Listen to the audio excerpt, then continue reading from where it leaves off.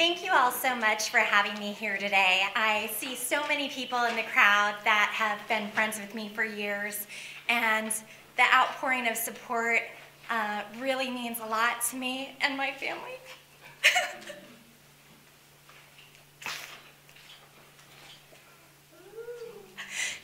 You don't expect to cry at these things, but sometimes it happens. I'm sorry.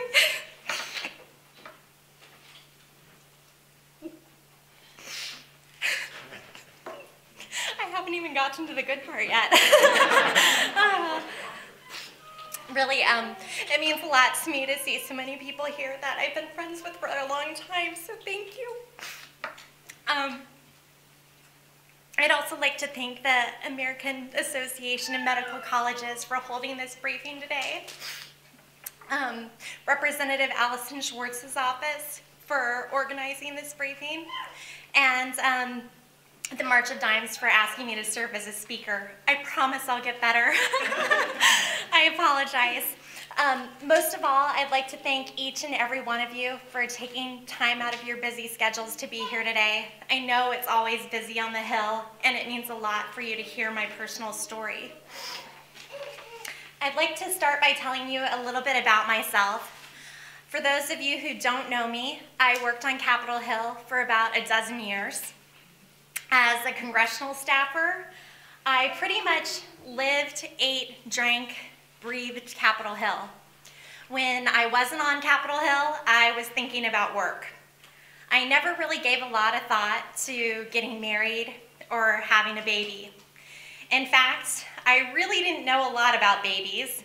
I saw them riding around in metal carts at the grocery store, but other than that, I didn't know a whole lot. Can any of you relate? Once I left Capitol Hill, everything changed for me. I met my husband, and I ended up becoming pregnant. I was 36 years old, and the medical community called it a geriatric pregnancy. Some called it advanced maternal age. I really don't feel advanced maternal age right now, and I don't feel geriatric, although I do color my hair. I'm not sure how or if my age or my husband's age may have played a role in my challenging pregnancy, but I have to tell you, my pregnancy was not a merry-go-round. It was a roller coaster ride, and it had a lot of ups, downs, twists, and turns. Within a week of learning that I was pregnant, I had a lot of blood tests done, and the blood tests showed the doctors that my pregnancy was not going well at all. Then I started bleeding. Although the doctor said that I would miscarry,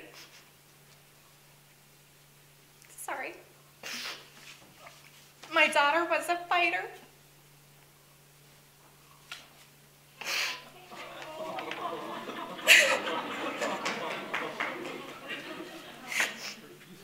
And she refused to give up. So I continued my pregnancy journey. I'm so sorry. I ended up having ultrasounds every 2 weeks, and these important tests showed that my pregnancy was not going well and my baby was not growing in the womb. My baby girl was diagnosed with intrauterine growth restriction, which is also known as IUGR, and small gestational age, or SGA. If you've ever looked up these diagnoses, there's really not that much research about prevention of these conditions or the causes of these conditions. My placenta was actually sent to pathology. I have no idea why this happened to my family. So just to tell you a little bit about my story, the day after Christmas, I was about 25 weeks pregnant. I had what was supposed to be a routine ultrasound, and this was with a maternal fetal medicine doctor or a perinatologist. And the doctor said, things don't look good. And she saw reverse end diastolic flow. Now, I'm not a medical doctor, but in my own terms, basically what was happening is my baby was feeding the placenta instead of the placenta feeding the baby. Hospitalization was completely unexpected. We had just celebrated Christmas, the presents had barely been opened.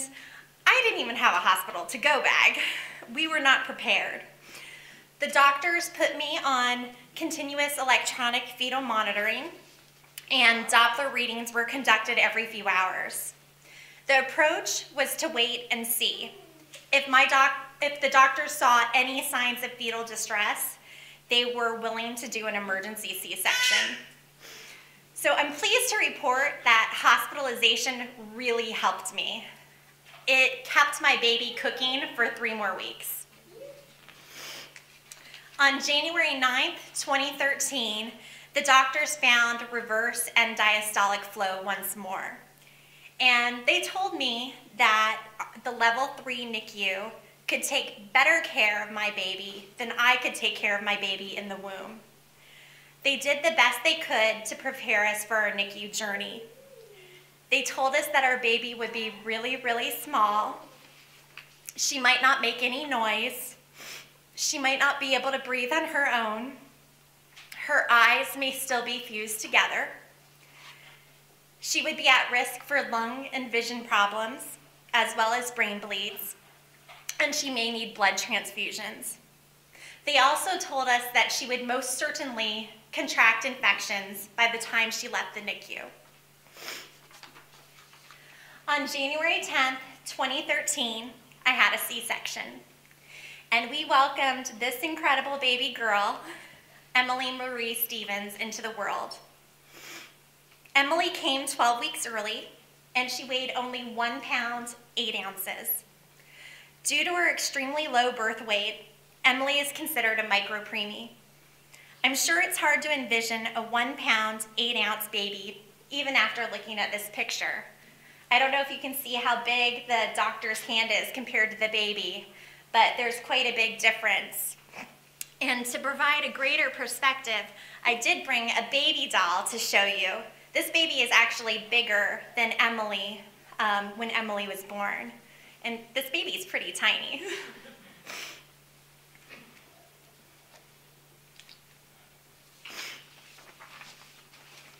So, thank you. I was awake for my C-section, and the labor and delivery doctors and nurses took care of me. The NICU staff was also in the delivery room. In fact, my husband tells me that there were more NICU staff than there were labor and delivery.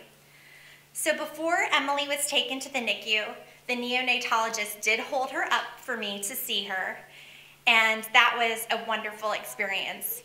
I didn't get to hold her. She was pretty much swiftly taken up to the NICU. My husband, Craig, was able to see Emily in the NICU while she was being admitted and placed into her isolette. After a few hours, I was taken by stretcher to see her. It was really tough being up in postpartum without my baby. All of the other moms had their babies with them in their rooms, and mine was on another floor. I couldn't even hold her for several days. I know that medical advances played a key role during Emily's NICU journey. Emily received surfactant to help with lung function, and because her veins were so tiny and so fragile, she received a PICC line for the administration of nutrients and other medicines.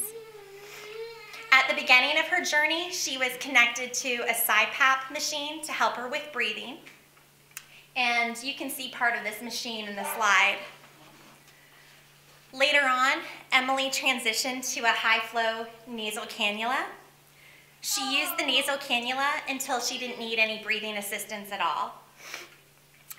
By the way, in these pictures, you can see Emily wearing clothes for the very first time.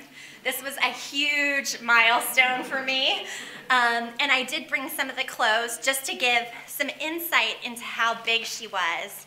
I still have a hard time imagining a 1 pound, 8 ounce baby, and I was with her. But this is a little micropreemie shirt that you can see in the center picture, and it actually has Velcro, so it allows for all of the different tubes and machines to still be connected to her. But this is the type of baby we're talking about, a really, really small baby.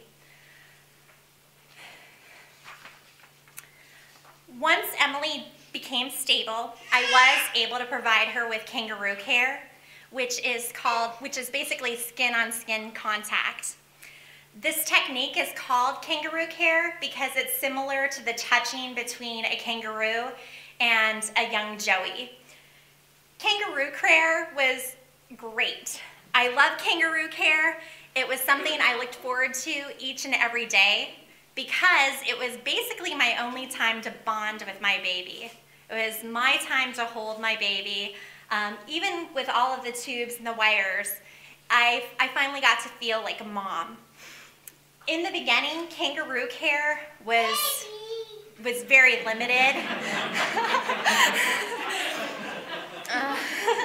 Thank you.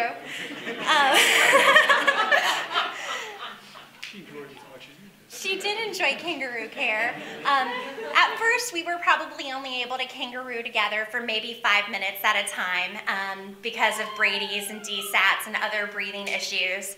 But by the end of our NICU journey, I probably was able to kangaroo with her for maybe about an hour a day. Kangaroo care, I've got to say, is one of the best things as a NICU mom.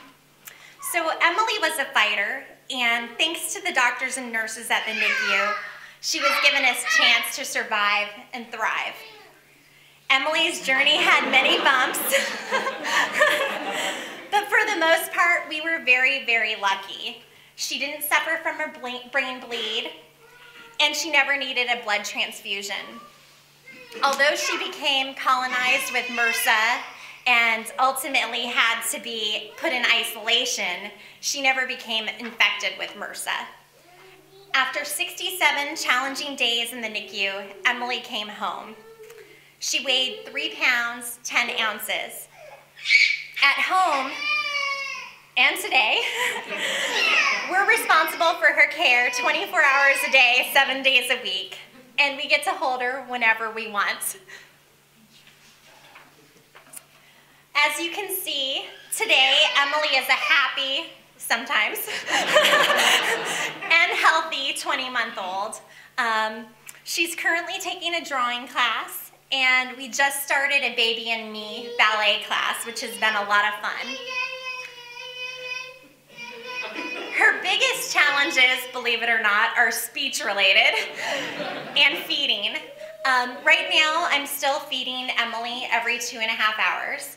And unlike the typical 20-month-old, formula continues to be her main source of food. She takes an amino acid-based formula, which is easier to digest, and it's dairy-free. And we're hoping that that will help her grow big and strong. She's also taking appetite stimulants just because she has a difficult time gaining weight and eating and really doesn't have a lot of interest in eating. She also takes reflux medication, but other than that, she's doing really well. Right now, she sees a gastroenterologist, a speech-language pathologist, a nutritionist. The list really kind of goes on. Obviously, we also have a pediatrician, an ophthalmologist, and others. I know that Emily would not be here today if it were not for the miracle workers in our NICU. Emily wouldn't have survived without all of the research and medical technology that exists today. It's my hope that Congress will continue to provide vital funding for research at the NIH and academic medical centers so that babies born early do survive and lead healthy lives, just like Emily. So I'm really pleased that my husband, Craig, who's been a godsend today, taking care of Emily, is with us. And I'm also pleased that my preemie blessing, Emily, is here. They're right here to the right if you haven't noticed. I'd really appreciate it if you could say hi to them before you leave the briefing. And it's really been a real honor to be here. I'm just delighted, and I thank you for your time, and I really appreciate all of your efforts to improve awareness about prematurity. So thank you.